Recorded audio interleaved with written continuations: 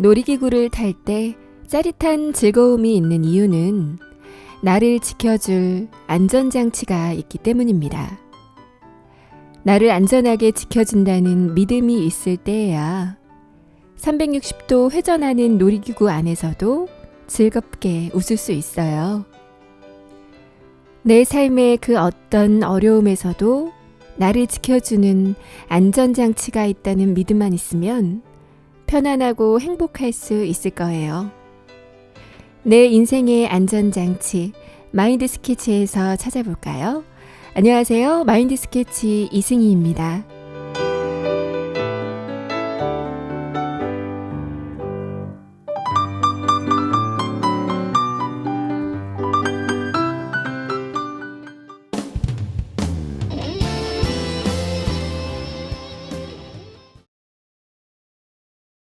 이승희와 함께하는 마인드 스케치 첫 곡은 임재범의 비상 들으셨습니다.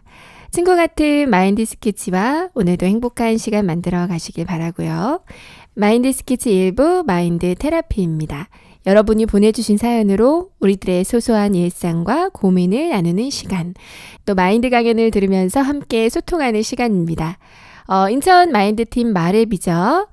손은진 강사님, 그리고 게스트 퓨라씨 나오셨습니다. 안녕하세요. 네, 안녕하세요. 네, 어서오세요. 네. 이제 아침, 저녁으로 날씨가 많이 쌀쌀해졌죠. 예, 정말 네, 춥더라고요, 맞아요. 이제. 네, 추워요. 예, 그래서 저는 강사님이 전에 얘기해주신 환절기 건강 지키는 법, 네, 이거 유용하게 쓰고 있습니다. 저도요. 네. 손 잘 네. 닦고, 네. 물 많이 마시고. 너무 네, 좋더라고요. 좋습니다. 강사님께서는 요즘 초등학교 강연을 다니신다고 들었거든요. 네, 맞아요. 요즘 초등학생들 대상으로 이제 감정 디자인이라는 주제로 인성 교육을 하고 있어요. 감정 디자인이요? 자, 너무 이쁘다. 예, 네. 아이들이 감정 표현이 서툴다 보니까 욕을 하게 되고 또 짜증으로 표현하게 되고 좀 폭력성이 나타나잖아요. 이런 아이들에게 마음을 나누는 방법을 가르치고 있는데 순수한 아이들과 함께 하다 보니까 너무 즐겁고 또 행복한 시간을 보내고 있습니다.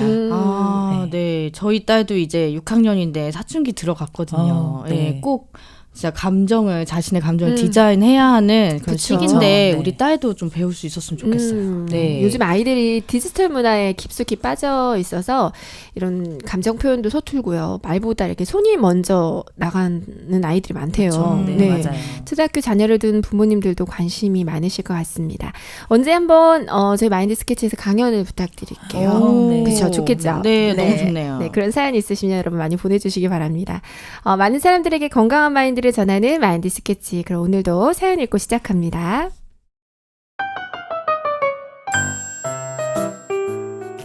안녕하세요. 저는 대구에 살고 있는 34살 이미선입니다. 저는 삼수를 해서 어렵사리 서울 중상위권 대학에 들어갔는데요.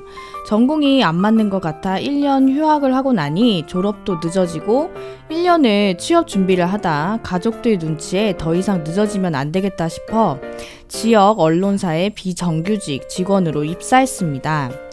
정규직으로 전환되면 계속 일하고 싶었는데 회사 규정이 바뀌면서 정규직 전환도 안 되고 결국 퇴사했어요.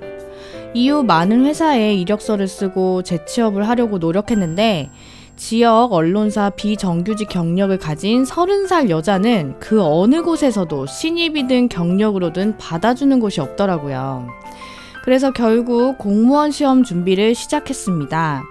아침 9시부터 밤 8, 9시까지 도서관에 있으면서 새로운 공부를 한다는 게 막막하기도 하고 답답하기도 했는데 안정적인 직업으로는 공무원만 한 게 없잖아요. 그렇게 공부를 시작하고 4년째 주변엔 공무원이 돼서 자리 잡아 결혼한 친구들도 있고 대학 동기들 중에는 일찍 취업해서 대리나 팀장을 하고 있는 친구들도 있는데 저는 여전히 도서관으로 출퇴근하는 고시생입니다. 4년째 제자리 걸음을 하고 있는 걸 보면 이 길이 아닌가 싶기도 한데 지금껏 공부한 시간이 아깝기도 하고요. 공무원 채용을 늘린다는 뉴스를 보면 지금이 기회인 것 같아 놓지도 못하겠어요. 시간이 흐를수록 압박감은 더해지고 가족들 눈치도 보이고 올해는 정말 꼭 붙고 싶은데 점점 자신감은 줄고 부담만 더해가네요. 저 어떻게 해야 할까요?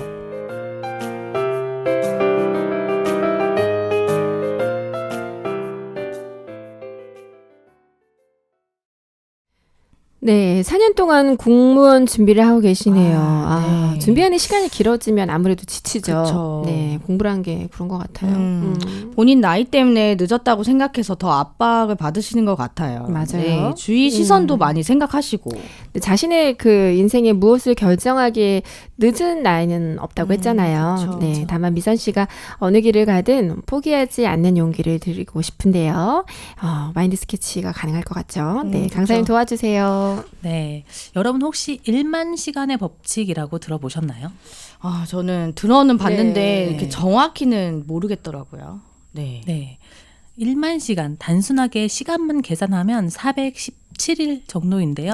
하루- 427일이요. 네. 근데 이제 하루 중 우리가 자는 시간을 한 8시간으로 가정해 보면 자는 시간을 빼면 1250여일, 한 4년 정도 되는 기간입니다. 네. 1만 시간의 법칙은 90년대 초반에 세계적인 심리학자 안데르스 에릭슨 박사가 발표한 논문 내용이에요. 자기 분야에서 최정상에 오른 사람들을 연구했는데 그들의 놀라운 성공 뒤에는 타고난 재능이 아닌 아주 오랜 기간의 노력이 있었다는 논지였습니다. 그리고 말콤 글래드웰이 자신의 책 아웃라이어의 이 논문 내용을 1만 시간의 법칙이라는 이름으로 소개하면서 대중들에게 알려졌어요. 네. 네, 저는 이 미선 씨의 사연을 읽으면서 이 1만 시간의 법칙이 떠올랐네요. 네. 그러니까 한 분야의 전문가가 되기 위해서는 그만큼 1만 시간의 노력이 필요하다는 거죠. 네. 4년이면 미선 씨가 이제 공무원 준비하는 시간이랑 비슷한 거 아닌가요? 그쵸. 네. 저희 언니도 이제 공무원 시험 준비하는 거 보니까 거의 이제 밥 먹고 그쵸. 늘 공부만 네. 그렇게 했어요. 이 법칙대로라면 네, 좀 그쵸. 올해 좀 성공해야 네, 네. 가능할 것 같은데. 네. 그렇죠. 네. 하지만 1만 시간 동안 어떤 노력을 했느냐가 더 중요하겠죠. 예를 들어서 스케이트 타는 것을 좋아하지만 잘 타지 못하는 제 딸이 1만 시간 동안 스케이트를 탄다고 세계적인 피겨 스케이트 선수 김연아처럼 될까요? 네. 아마도 좀 힘들겠죠. 보통 사람보다는 잘 타겠지만 그죠? 네. 그런 결국 재능이 있어야 한다는 것 같은데. 네, 맞아요. 네. 오랜 시간 스케이트를 타면 남들보다는 잘할 수 있겠죠. 하지만 김연아 선수처럼은 힘들 거예요.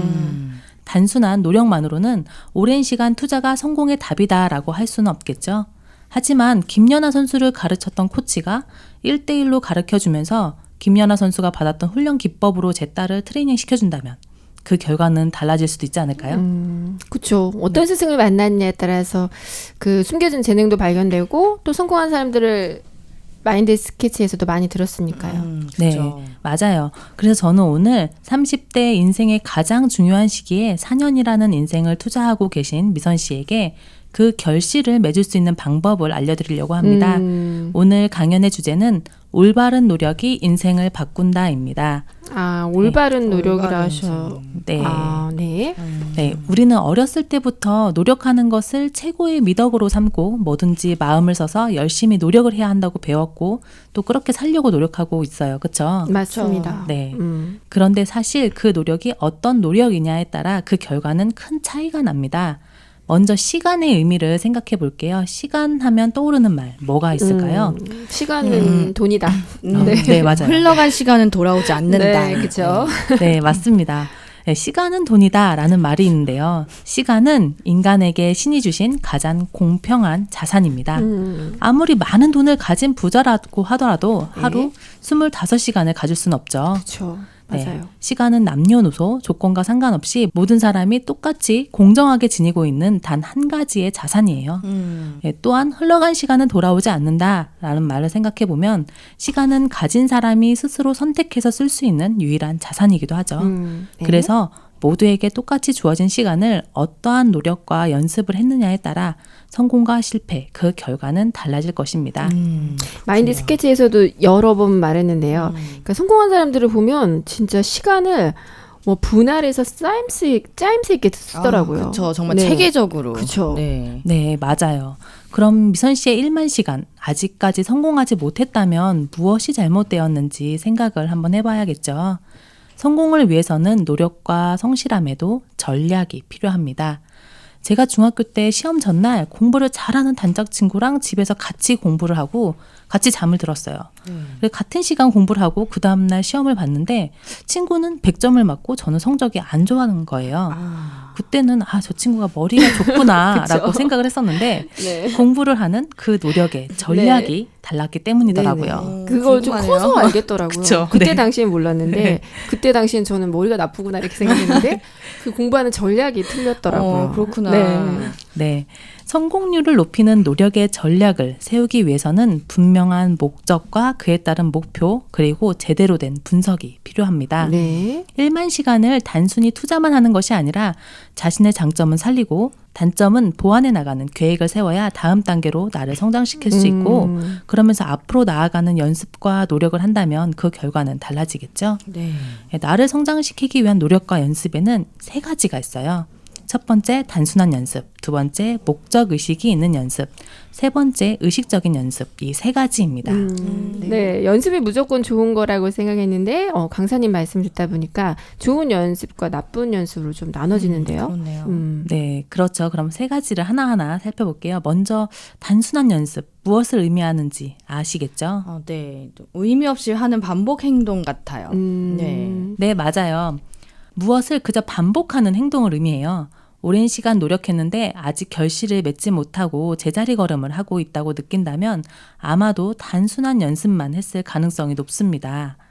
그리고 두 번째, 목적의식이 있는 연습은 목표를 세워 단계적으로 차근차근 연습하는 것을 의미해요. 그리고 마지막, 의식적인 연습은 목표를 더욱 잘게 쪼개서 분석하고 효율적으로 연습하는 것이죠.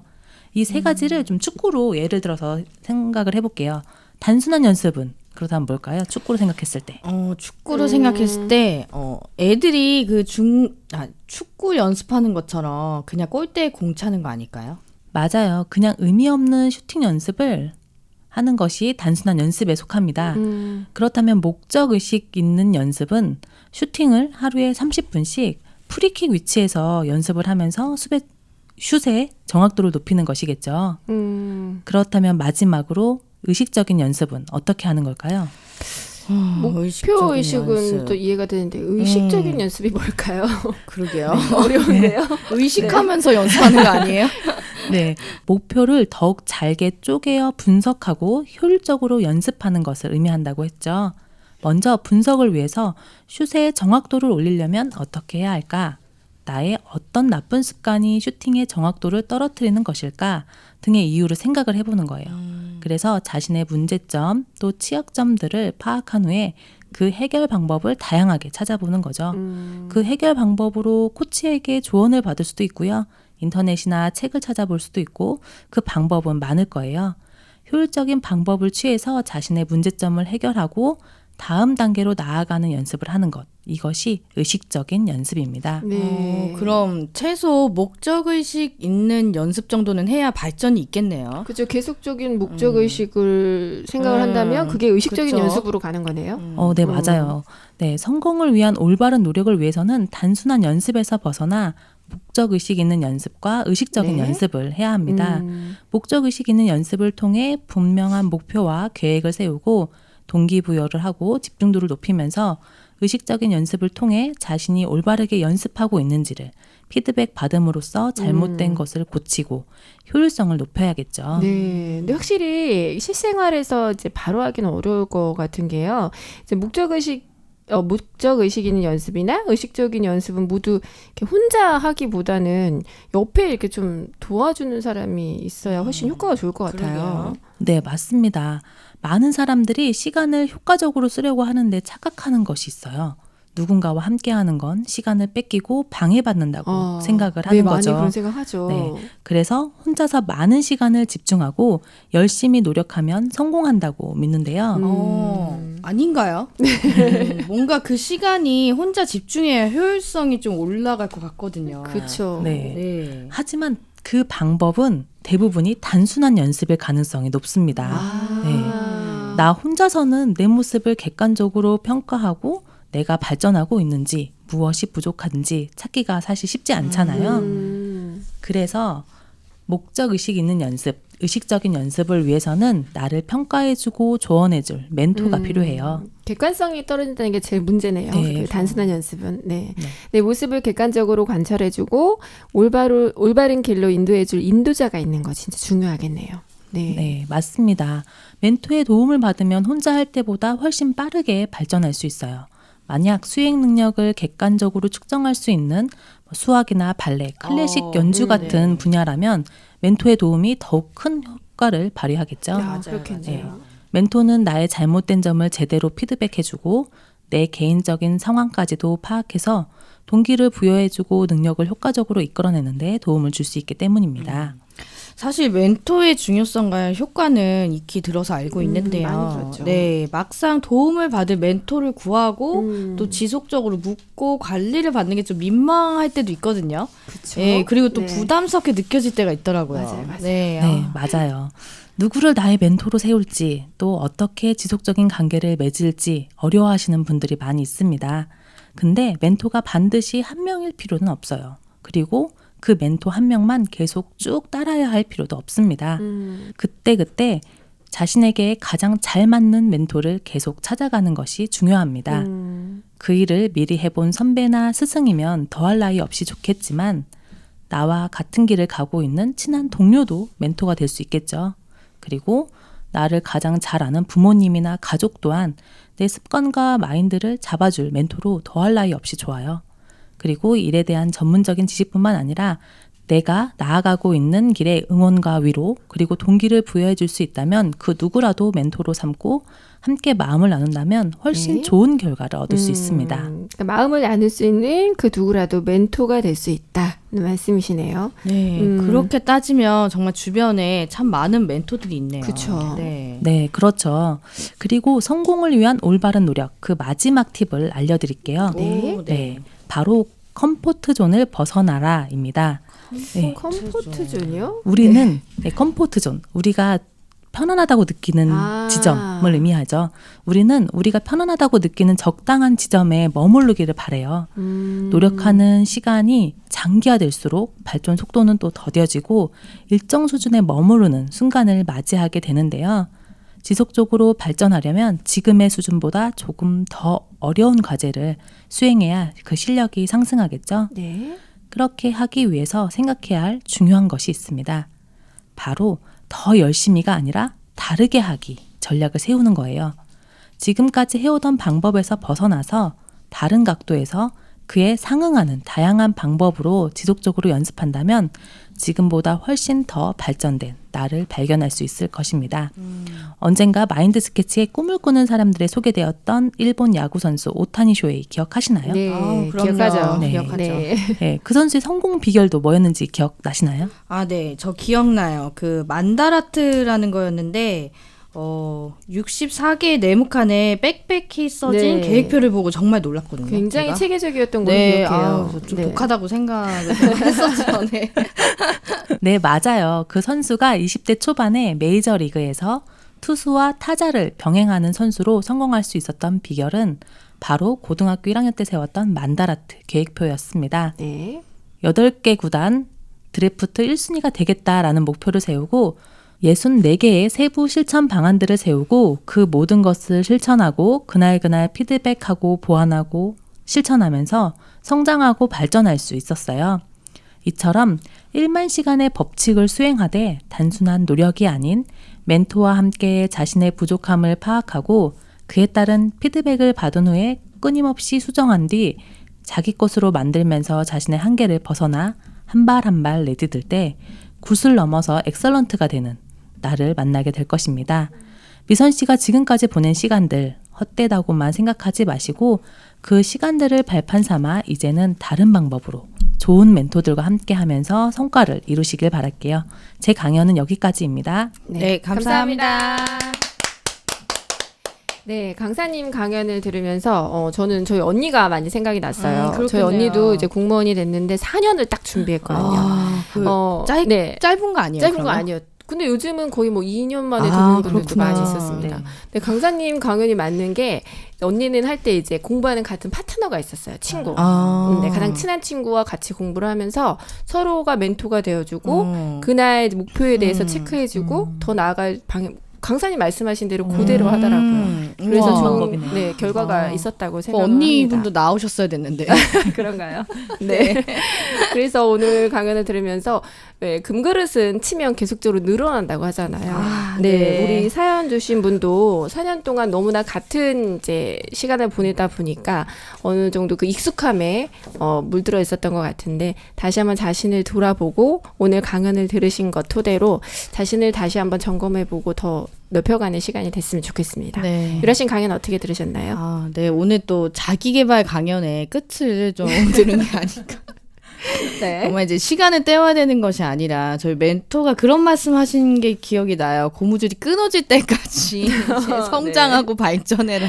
네. 네, 근데 정말 이제 정말 알차게 또 시간을 이렇게 쓸 수 있는 방법을 알려주셔서 너무 감사하고 또 가서 또 그대로 해봐야겠네요. 네.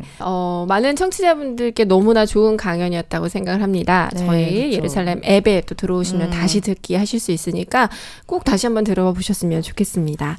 네, 그러면 아쉽지만 또 두 분 오늘 보내드려야 될 시간입니다. 네네. 네, 나와주셔서 감사합니다. 네, 감사합니다. 저는 노래 듣고 입으로 찾아올게요. 박효신이 부릅니다. 야생화.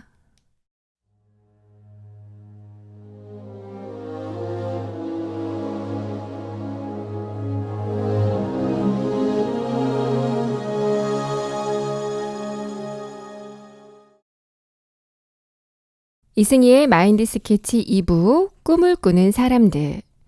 성공하려면 내면으로부터 다시 변화하라. 작가 스티븐 코비가 한 말입니다.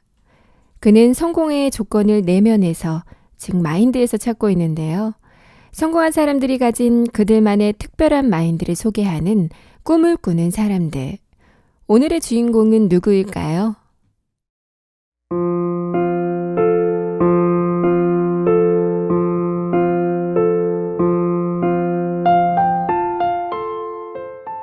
계절이 바뀌고 세상이 옷을 갈아입습니다.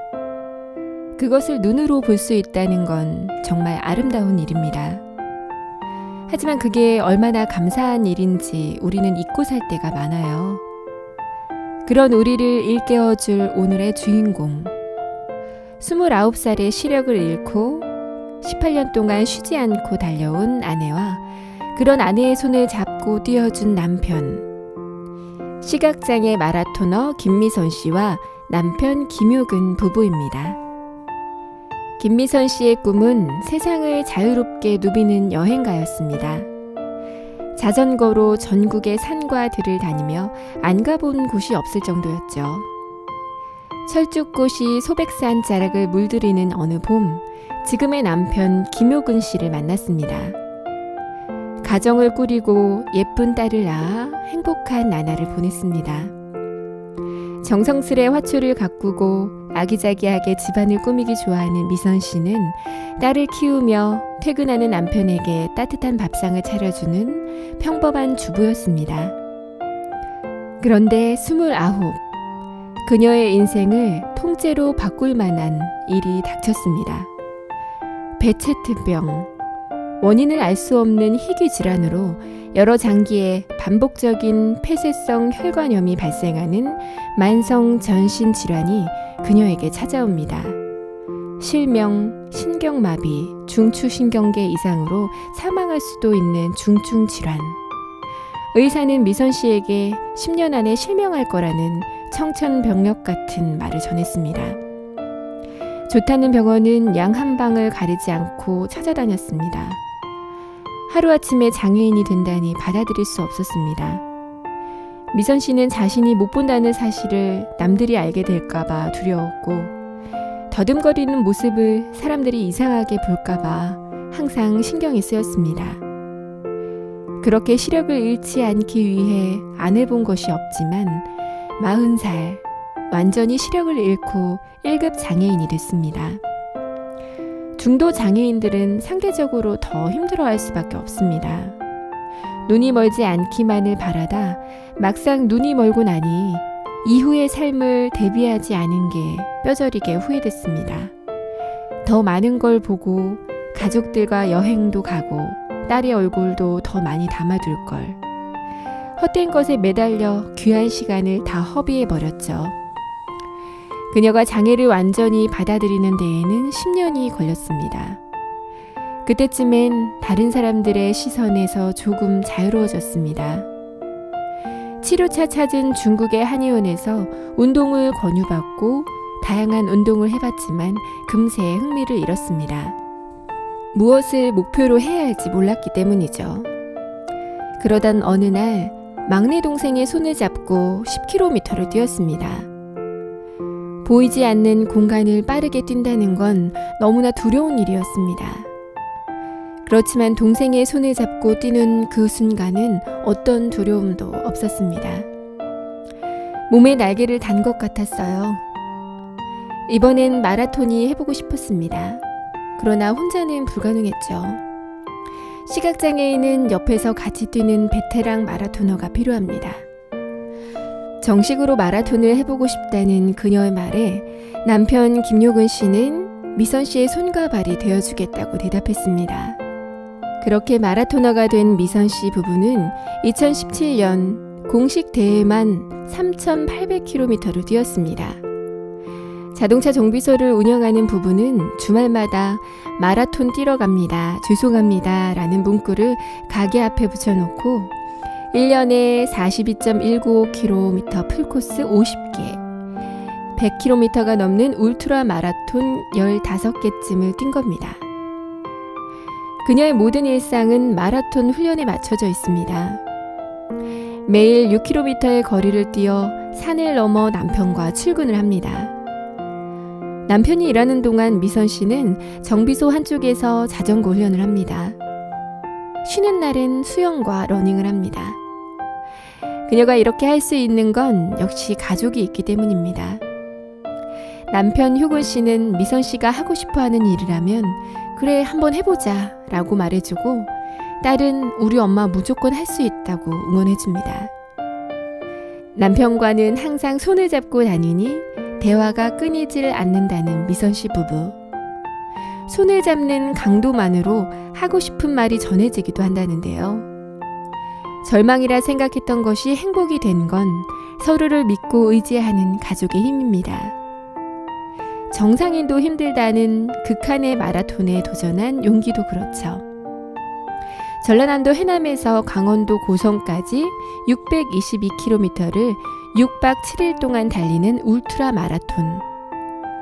낮밤도 구분 없이 뛰며 샤워도 제대로 된 식사도 어려운 그 길을 달렸습니다. 장애인으로 할 수 없다고 생각하는 일을 하나하나 해내며 노력한 만큼 전진한다는 것을 깨달은 미선 씨. 자신의 한계에 도전하며 더욱더 단단해진 자신의 마음을 발견합니다. 단단한 마음과 가족의 사랑으로 뭉쳐진 김미선 씨는 천하무적입니다.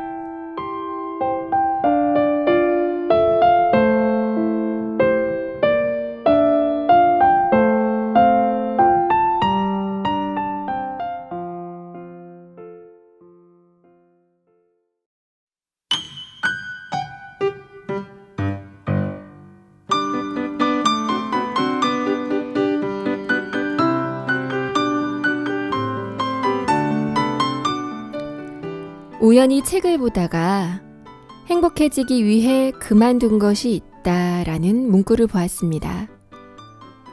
실력이 늘지 않는 외국어 공부, 압박감이 심한 직장, 아니면 스트레스 받는 다이어트였을까? 그 답이 궁금했죠. 그런데 행복해지기 위해 그만둔 것, 그 답은 바로 거짓말이었어요. 행복하지 않은데 행복한 척하는 거짓말. 슬픈데 슬프지 않은 척하는 거짓말. 때로는 진짜 나를 감추고 속이느라 지칠 때가 있죠. 솔직한 나를 보여주는 일. 행복을 위해 다가가는 첫걸음입니다.